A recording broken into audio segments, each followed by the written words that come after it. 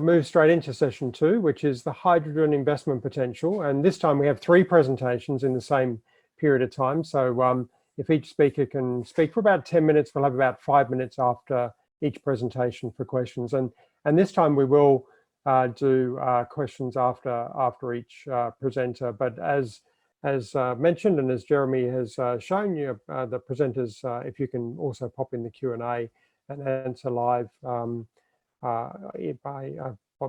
writing, and if we do have time for some live questions, we'll do that as well.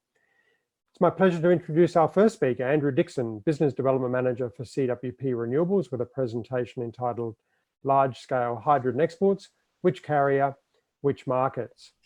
Andrew is a renewable energy project developer with 16 years of experience developing wind, solar PV, solar thermal, microgrid, hydrogen, ammonia projects in most Australian states.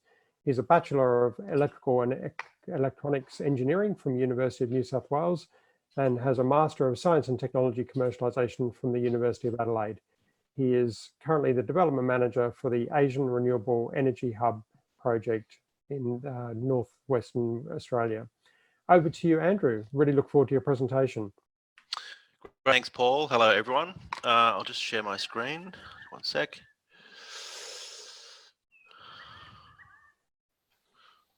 Okay, just let me know when you can see that, Paul.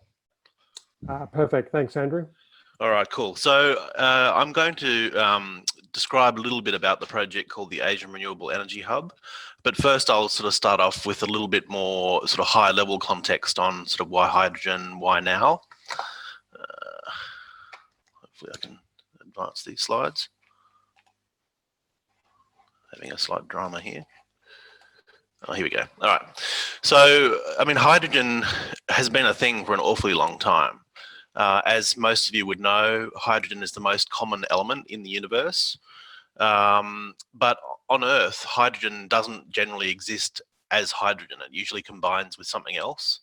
For example, it combines with oxygen to form water, H2O, or with sulfur to form hydrogen sulfide, and so on. Hydrogen is highly reactive, but that presents an opportunity because if we can use energy to split hydrogen into its elemental state, that has potential energy that we can then use in all sorts of interesting ways. So, I mean, hydrogen's been known about for a number of centuries. A lot of the Enlightenment scientists started sort of characterizing and understanding and isolating hydrogen. And there's been promise for, you know, almost 150 years of hydrogen ultimately replacing coal as a fuel source. But the economics of doing that have been diabolical for a long time.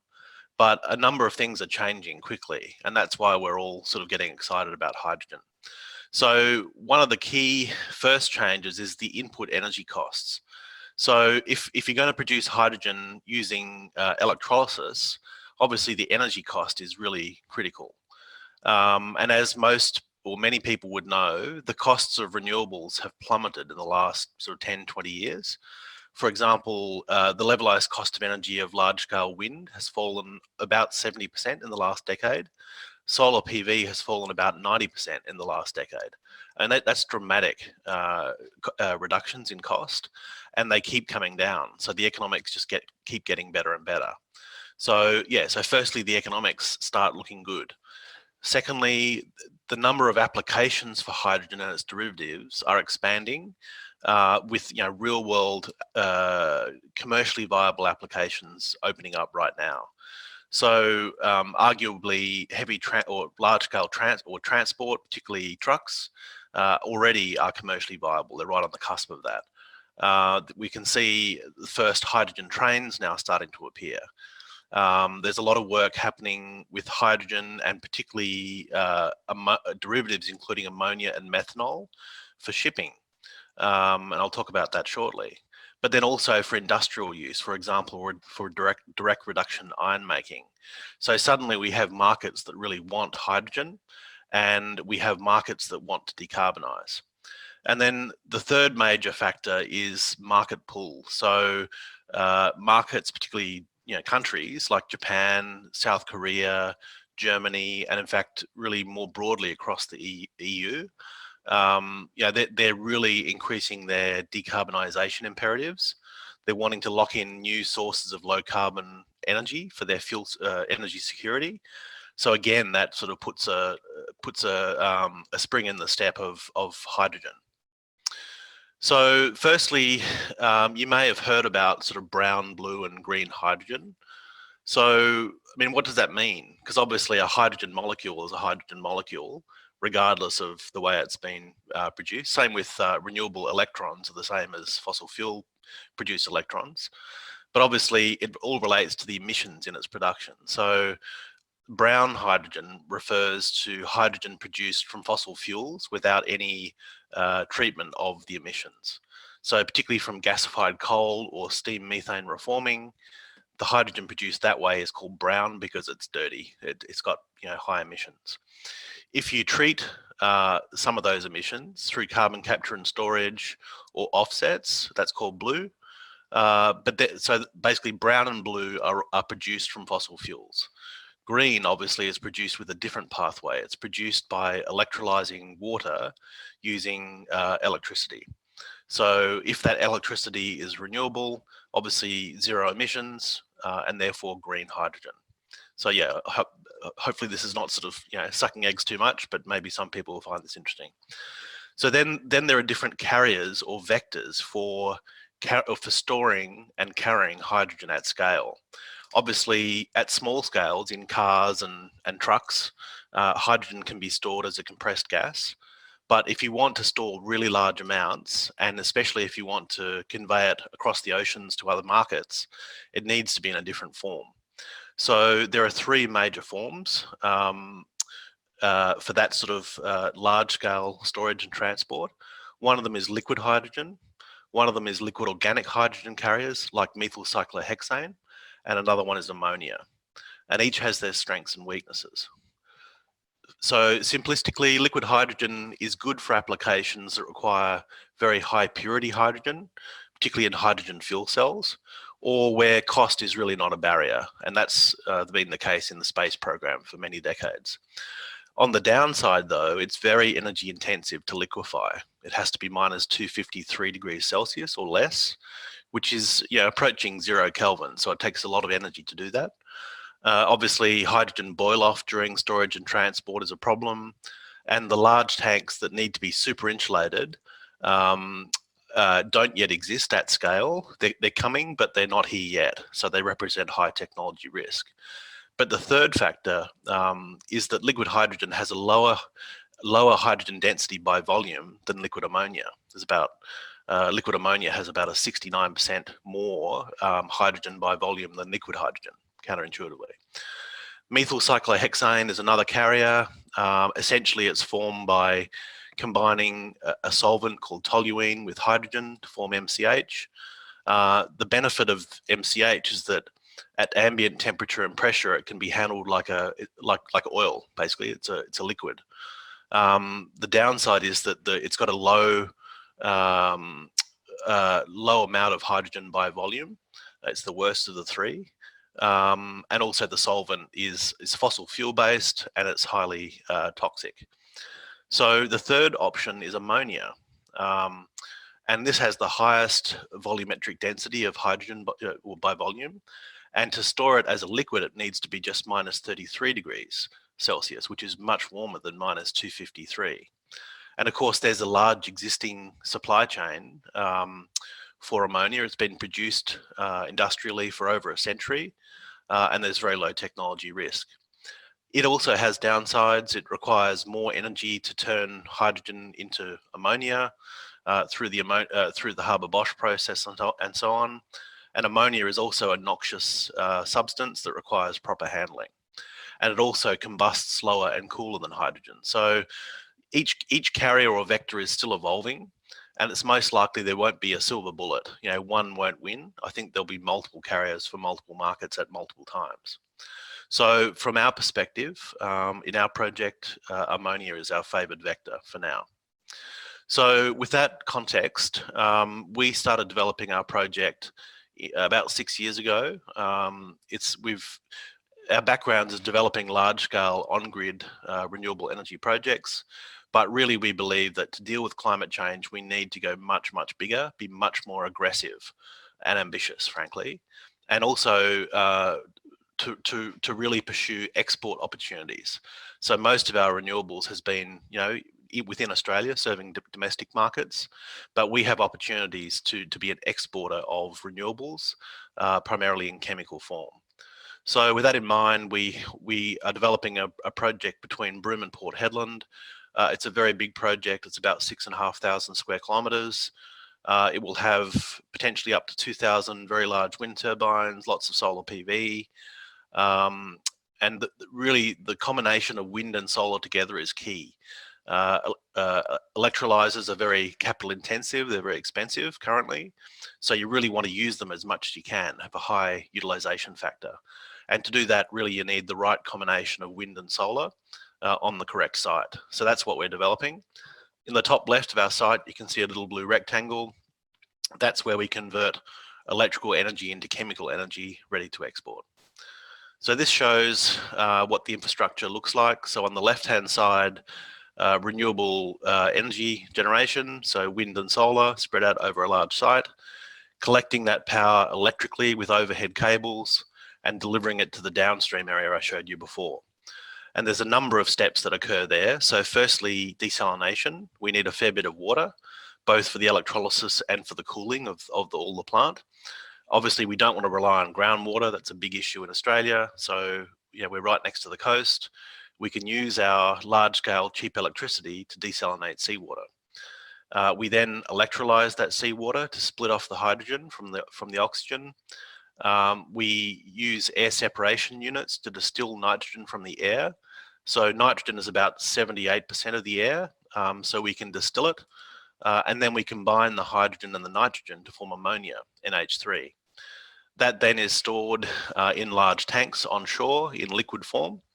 And then we pump it via buried pipelines out to a loading structure at sea to load onto ships to take the liquid ammonia to markets worldwide. So what are those markets? So, I mean, most people are familiar with sort of hydrogen fuel cell cars, but there's actually large markets emerging for ammonia as ammonia. So really a big part of the future a big part of the hydrogen future is actually an ammonia future. So firstly, in coal-fired power stations. So again, this is, traditionally it's anathema to renewable folks is to contemplate coal-fired power stations. But the reality is that in countries like Japan, where they've cranked back their nuclear generation because of Fukushima, they've sort of gone back more to coal-fired power stations and thermal generation. And they've got a relatively young fleet.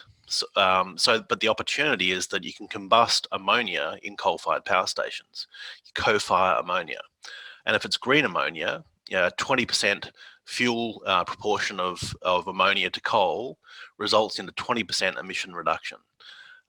Many in Japan believe that percentage can actually go up significantly above 20%. So this is a way to quite simply and quite scalably introduce a zero carbon fuel source to displace a very dirty energy source. So I think that's where it may start. But even more promising is ammonia gas turbines, which are currently under development. These will handle ammonia as a fuel. They'll use the output heat from the turbines at about 600 Celsius to thermally crack ammonia into hydrogen and nitrogen. It'll combust, both will go into the combustion chamber, hydrogen is combusted, and then the NOx emissions are contained. So those two markets could scale considerably because there are many countries, in our region that use these forms of generation that could introduce zero carbon fuels into their mix. And there are also opportunities for industrial furnaces and solid oxide fuel cells, again, probably starting in Japan, but there are also opportunities in South Korea, Indonesia, Malaysia, Singapore, and so on. Even more promising is shipping fuels. So shipping was left out of the Paris Accord and aviation as well. But the International Maritime Organization has set very ambitious targets to decarbonize shipping. For small, short distance ships, batteries and sails and hydrogen compressed gas is potentially viable. But for very big, long distance ships, it's a struggle. But ammonia is actually very well suited. So ship engine manufacturers like MAN Energy Systems and Wärtsilä are developing two-stroke combustion engines now that will combust ammonia, and they'll be ready in about 3 years. So our project would require a new fleet of ships to take our liquid green ammonia to markets worldwide. But interestingly, those ships could use the same zero carbon fuel to power their engines. So it's very similar to LNG, but obviously with zero carbon emissions. And again, the market for that is global. And then, of course, there are conventional ammonia markets, primarily for fertilizers and explosives. Ammonia produced conventionally is highly emissions intensive. Each ton of ammonia produces around 2 to 3 tons of CO2. So over time, green ammonia gets cheaper and cheaper as wind and solar and electrolyzers get cheaper and cheaper. So yes, the march of progress just makes green more competitive against brown and blue. So in addition to the export focus for our project in the Northwest, we have the opportunity to send either our electrons or our hydrogen into the Pilbara, where the energy costs are very high, to enable electrification of heavy equipment and or replacement of diesel fuels with hydrogen-based fuels. Over 3 billion litres of diesel are imported into the Pilbara each year. And projects like ours, including ours, could make a significant difference to decarbonising the industry in the Pilbara and making it more competitive.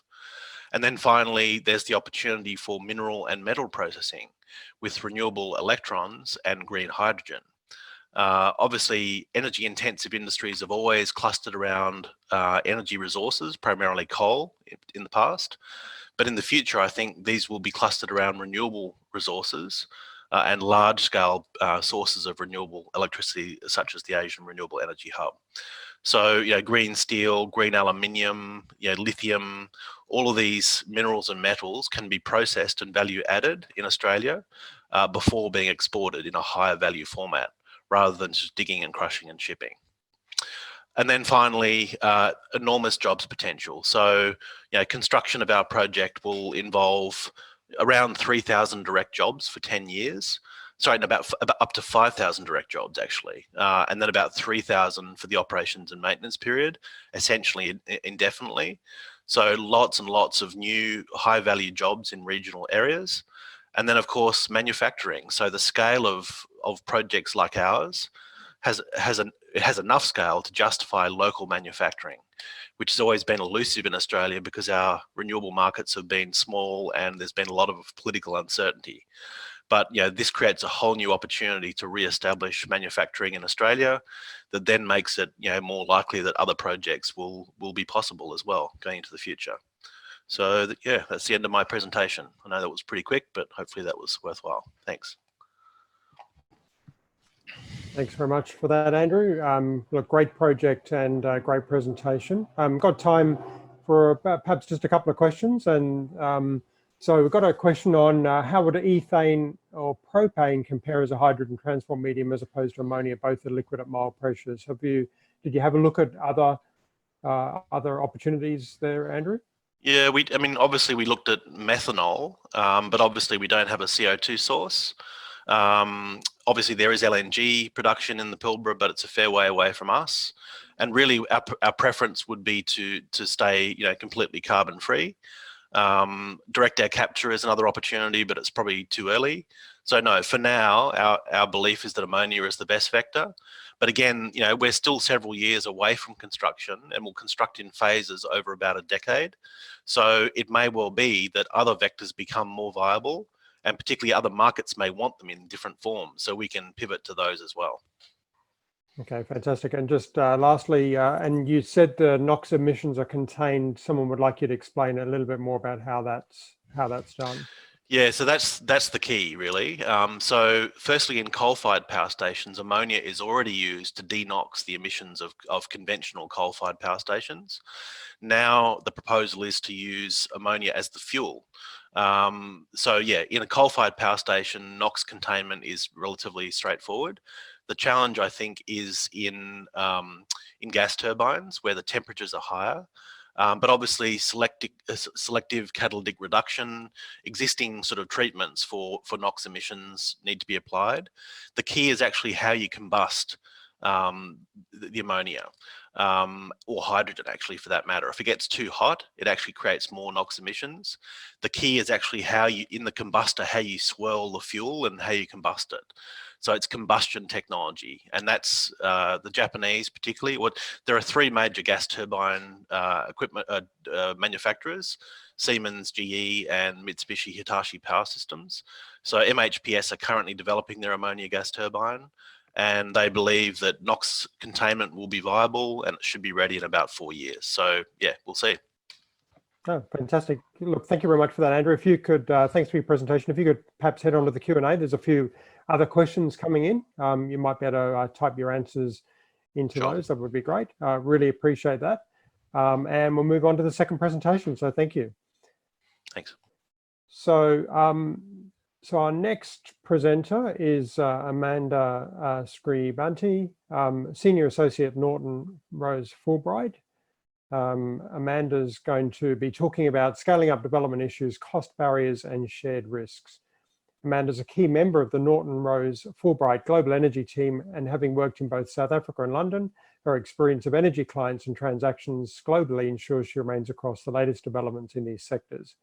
Having joined the NRF Sydney project finance team from London last year, she brings with her a wealth of international project delivery experience and a no-nonsense approach to project management and leading transactions. She's published several articles relating to project financing, renewable energy, mining and construction, litigation, and since relocating to Australia, she's been involved in various new technology energy projects focused on pairing clean technology with reliability, including battery storage, electric vehicles, and clean hydrogen.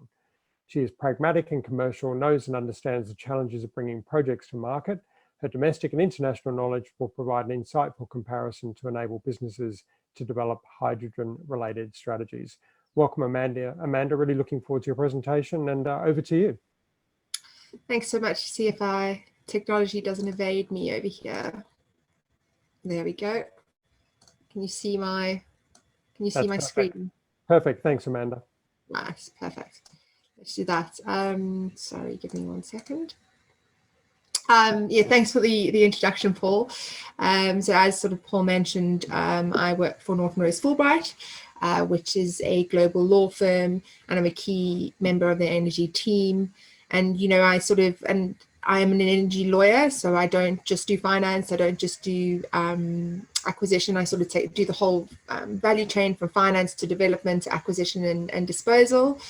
And again, I've sort of done a lot of first-in-kind projects and market entrants in developing countries, from waste to energy, nuclear, albeit not new, but really hard, battery storage, and most recently hydrogen. And I really love the concept behind this event, so I feel very privileged to be invited, and especially honored to be sitting on such an established panel. And I'm also really excited to speak to you about something that I'm really passionate and excited about. So enough about me. Let's get into the nitty-gritty of how to scale up hydrogen. So I think before we start talking about, you know, hydrogen now, it's interesting to sort of go back a couple of years and figure out where hydrogen's come from and why we aren't scaling up at the rate that we would like to. So I think it sort of all started in the 1970s, where, you know, projections indicated that in the long term, hydrogen produced from coal and nuclear electricity could have an important role to play in providing energy. So, you know, in the 70s, we had the International Journal of Hydrogen Energy was launched, and we had the International Energy Agency Hydrogen and Fuel Cell Technology Collaboration Program. It was a bit of a mouthful in 1977. There was a lot of interest on the potential of hydrogen, but it sort of ended up waning in the later stages of the 70s because oil and gas resources proved plentiful, oil prices moderated, nuclear power faced increasing public resistance, and there were other control measures addressed sort of air pollution problems. So we saw it wane off a little bit for the most part of the 80s. And then we sort of got into the 1990s, and there was this increased concern about climate change, which spurred more studies on hydrogen. with a particular focus on carbon capture storage and renewable energy and transport. You know, in 1993, we had Japan, who announced the funding of 4.5 billion for the first 4 years of the WENET program. We had the European Commission and the government of Quebec, who allocated around, I think it was about 33 million worth of Canadian dollars to explore together a range of hydrogen storage and use cases. You know, then we sort of had the automakers unveiling hydrogen cars at the major motor shows in the 90s.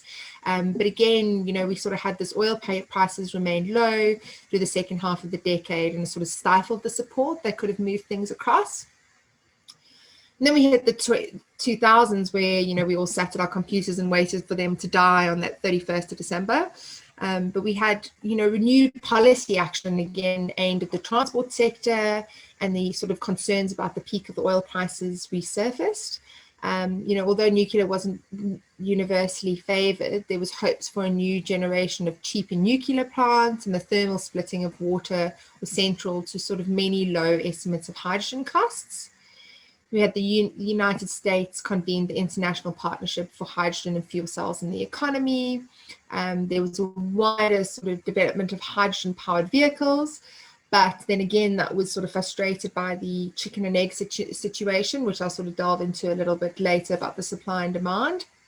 And then unfortunately, we got to 2010 and the expectations for hydrogen dipped with the retreat of the peak oil narrative, and then the uncertainty about climate policy developments and progress with battery electric vehicles, which were obviously less expensive. So all of the focus went there. So I suppose the next thing is now, well, if that's what happened, why now hydrogen again? And sort of, I think more so from 2019 and 2020. And I think what's really happened in the last sort of year and a bit, albeit we've all been sitting through COVID, is there's a bit of a change. This figure is the policies that are directly supporting hydrogen deployment by target application.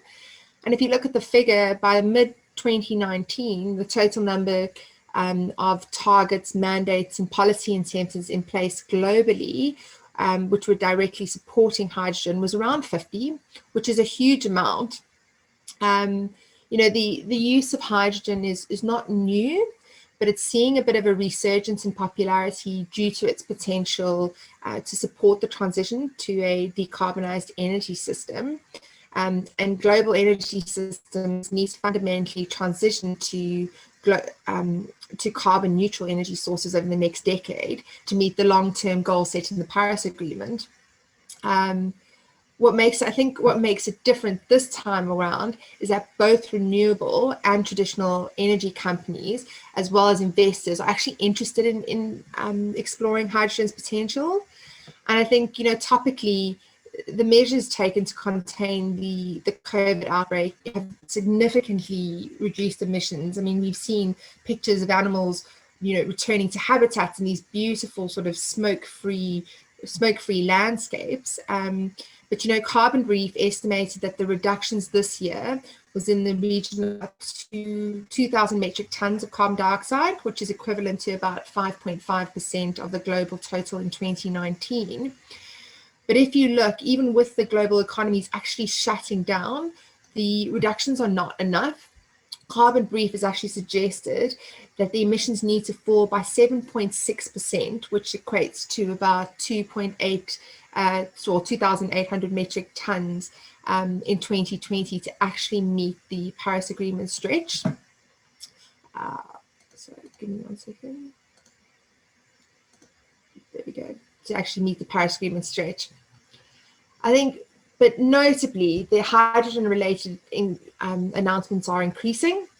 You know, over the past few years, the global spending on hydrogen and R&D by national governments has risen. I mean, these are the headlines that we're getting in 2020. We've obviously got the Hydrogen Pilot Project, the Federation University, which is Jeremy's project, which I find fascinating. You know, we've got Shell, I've got renewable energy in the Netherlands, we've got Europe and the European Commission, and there's all that European funding going in. We've got Japan, and then, you know, topically, in WA this week in Australia, they had the go-ahead for the Infinite Blue Energy's $350 million Arrowsmith project, and that's scheduled to sort of start construction early next year. And that sort of first stage is planned to produce 25 tons a day of hydrogen through electrolysis of water, a sort of green hydrogen. And they're going to target the transport industry in Western Australia. And then the second phase would see it to expand 120 tons a day to export liquid hydrogen. So, I mean, this is what we're seeing in 2020, and it's really exciting, and it's a good news story. So I suppose the next question is like, well, if this is what we're seeing, and I've painted this angelic picture, your question is, well, where are all the hydrogen plants then? And I think that question warrants a bit of a look into why hydrogen isn't where most of us would like to see it at this point in time. And, you know, I like to sort of compartmentalize things. And in my sort of opinion, there's really 4 issues that are holding up hydrogen production or the scale up of hydrogen. And the first one is this chicken and egg situation, which we've sort of touched on before, saying, you know, will upscaling production come first, or will the demand drive the upscale? I mean, if you look at electric vehicles, for example, in California, they're regulated for electric vehicles. You've got London, where we have these green zones where you have to have electric vehicles. You have black cabs, which are now EVs. So in those instances, the demand is driving up the scale, but we're still on that impasse with hydrogen as to which is going to be which. I think the next one is, you know, stranger danger, the public perception that hydrogen is dangerous. And, you know, as Andrew mentioned, hydrogen is extremely reactive. So people think about hydrogen and they think Hindenburg. And, you know, there's a lot of, I think that the hydrogen community as a whole on all scales, from developers, financiers, lawyers as well, are really working hard to change the public perception. You know, you've got these pop-up projects like the ATCO Clean Energy Innovation Hub, which sort of incorporates the production, storage, the use of hydrogen, and is educating the public on that one. But it is still a huge hindrance to people wanting to invest and drive hydrogen forward. I think then the next one, you know, regulatory reform. Don't get me started, because you will have me here all day and no one else will be able to talk. But, you know, in essence, regulation can either drive the hydrogen economy, such as the case in California EVs, or it can hinder it through long and complicated approval processes. And I think the key issue is we need to create an enabling, flexible environment to sort of push the hydrogen economy. And I've seen this so often in developing countries who are sort of trying to sort of get their oil and gas economies up to speed. You know, unless there's a clear regulatory framework, the left hand doesn't know what the right hand is doing, and you inevitably run into conflicting interests. And I suppose last but not least, and the reason that we are in this session, is the costs. Hydrogen is just still considered not bankable and not cost competitive in majority of sectors. I'm not saying that that's true, and I actually have a different view, which I can talk to you about for ages about whether or not it is in some ways cost competitive. But, you know, cost is a hindrance in trying to get people to invest in hydrogen. And I'll delve a little bit deeper into that, because that's what the session is about. So what's the pathway to bankability? You know, in essence, it's pretty straightforward. It requires significant reductions in both the cost of production, particularly lower renewable, how do I go back? Sorry, there you go. Sorry about that. Technology evades me. So, you know, it requires significant reductions in both the cost of production, you know, with lower renewable energy prices, which Andrew's spoken about, which are coming down, reductions in electrolyzer technology costs and increased utilization, coupled with the reduction in the delivered price of hydrogen, incorporating hydrogen storage and transportation costs. And we need to couple that with an increase of demand. You know, seems pretty simple, right? So why aren't we there?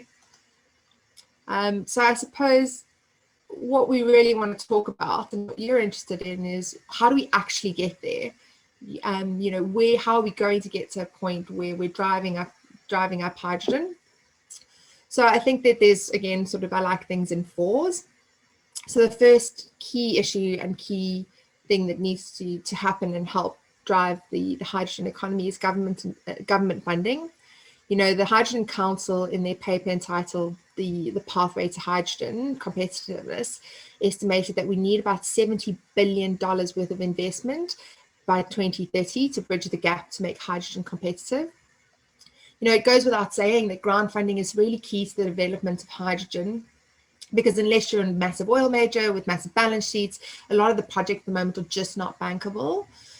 But as I sort of mentioned beforehand as well, I think that that's worth saying, that that's okay, that some of these projects aren't bankable. You know, every technology starts somewhere, and this is just part of the hydrogen journey.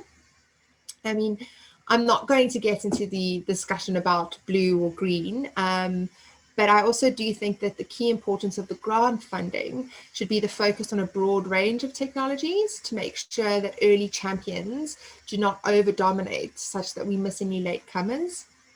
And I also think, you know, whilst government funding is important, we also need to make sure that it's balanced in such a way that it doesn't skew the market and in fact make hydrogen look like it's competitive when it's not. You know, we've also, and when the government's giving that money in, the return on investment time periods also need to be realistic. And I think that's a big thing that people have learned from renewable energy, et cetera, is just making these realistic time periods and utilizing the grant funding to bring scale to proven technologies. On that point, I think there's also a symbiotic relationship with all of this, is that if we're putting money to prove technologies, can we look at other countries and say, well, has this been proven in, you know, if we're looking at Australia, has the technology been proven in Japan? And can we sort of use that experience to sort of use a gateway to minimize some of the red tape of entering into the new market? And on top of sort of government funding, you know, government really needs to get on board and look at things like, you know, tax incentives, tax breaks, subsidies, penalties on conventional alternatives, encourage or, you know, even mandate the initial acceleration of hydrogen. There's so many weird and wonderful nuances that can attract investment, but unfortunately they all need to come from a higher level. The next one, and which is so topical for the seminar, is innovation. I mean, innovation ideas are key to bringing down costs.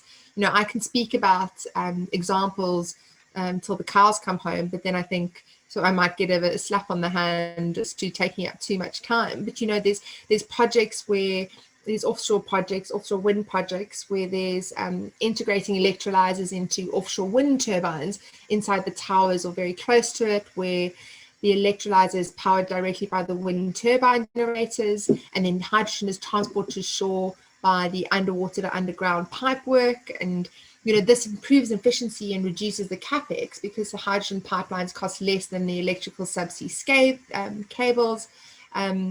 You know, Siemens are operating a green ammonia demonstrator in the UK, where hydrogen is produced through electrolysis, and then nitrogen is extracted from the air, and the combination of which results in ammonia, which is fantastic. And all of these sort of innovative ideas are bringing down those costs and sort of increasing that investment. You know, I'm hoping that in my next presentation, if I can use some of the projects that come out of this event to add to that list. You know, thirdly as well is CapEx costs, and there's a number of opportunities exist to leverage existing infrastructure to support increased investment, scale and commercialization of hydrogen production. You know, in our experience as lawyers, you know, those that are most immediately effective are based on, you know, the reuse of existing infrastructure, you know, hydrogen injection into current gas networks to generate demand, hybridization or co-location, you know, introducing a pilot hydrogen generation plant on site in an existing generation facility to support peaking demand, storage capabilities or non-grid connection generation, and leveraging off of the approvals processes and pathways to integrate the new production technology, so you don't have to go through that whole process all over again. Or rehabilitation, transitioning out old technologies, which we're seeing in the coal-fired plants at the moment, in line with expensive maintenance or overhaul arrangements or end of asset life decommissioning. If we get the above right, the more capital intensive infrastructure conversion projects, such as sort of converting or upgrading port infrastructure, as and if required for the hydrogen fuel carrying shipping fleets, can be considered in parallel by using the lessons learned from the above. And last but not least, of course, is regulatory reform and standards. And I just think that regulatory uncertainty and the lack of clarity and transparency just inhibits investment, just reduces competition. Governments really need to expedite investment, delivery, and increase supply chains. There needs to be procedural fairness, as well as standardized approach to conditionality attaching to those approvals, permits, and certifications. So now that I've sort of given you a mouthful of what needs to be done, I think a question that we get asked regularly, especially in light of my emphasis on the previous slide on government funding and governments getting involved, is as to, will debt finance ever have its place in hydrogen? And I think the simple answer in the longer term, hydrogen will inevitably involve debt finance. And this finance obviously will depend on a variety of factors. The variability of production in the supply chain for hydrogen, the modes of transport, the end usage, it's just all endless. So I think the circumstances that lend themselves to better commercial lender-led project financing, where there'll be others that are better supported by export credit agencies and multilaterals, and then there'll be others most suited for corporate balance sheets. This is sort of we need to sort of look at it now, and the funding models that will work will depend on the costs, the technology risks, the cash flows, and the long-term offtake. And just sort of a couple of examples just to see where we could get to from a financing perspective. For example, funding hydrogen production for injection into the gas grid may lend itself to corporate finance model, because here the market price at the time will be critical to viability of the project. What price is relevant is an interesting question. This may be the wholesale natural gas price, where hydrogen is blended into the existing gas networks, or for dedicated networks, the hydrogen price for the green hydrogen price, if a separate price were to develop. And from a project finance perspective, a key question we're going to be talking about is whether the generation and the hydrogen production project are structured as one or two projects or codependent projects. And this depends on a number of factors, including the extent to which the technologies are integrated. This works mainly on a renewable and on a green hydrogen, where if you've got the solar or the wind power and you've got the hydrogen, are they integrated? Do they share common infrastructure, existing arrangements, hydrogen production? And we had something very similar on a waste to energy plant, which obviously you have the heat output and the actual sort of waste output part of it. And it's a really interesting dynamic that you get to, because you get into a huge debate about the risk sharing as to, well, what is the most important technology here, and where are the biggest risks? So you don't want sort of financiers coming in and saying, well, we're supposed to generate electricity or green credits, etc., and treat that as a renewable energy plant, as opposed to looking at the main sort of need for it is to generate hydrogen. So that's a really interesting dynamic that you're going to sort of have to discuss, and that's where us lawyers come in and try and sort of apportion risk generally, and you keep us in business that way. Amanda, I was just wondering, how close are you to finishing? There we go. You're going finishing right there. Okay, thank you. So sorry, there you go. That's so on conclusion. Sorry, I knew I would speak over time, but topically, post-COVID, the global economy is heading for the worst recession since the Great Depression, and the impact that lockdown is immediate and severe, and recovery is tied to stimulus efforts. But investment decisions now must prepare us for the future. And as economies recover, urgency will return to addressing climate change. And in that vein, hydrogen is the most viable solution to the global decarbonisation challenge. And in my opinion, the benefits of scaling up the hydrogen economy extend beyond its head-to-head cost competitiveness. That's me. Thank you very much for that, Amanda. Really interesting presentation. I think it sat really well alongside Andrew's presentations. A lot of things to think about.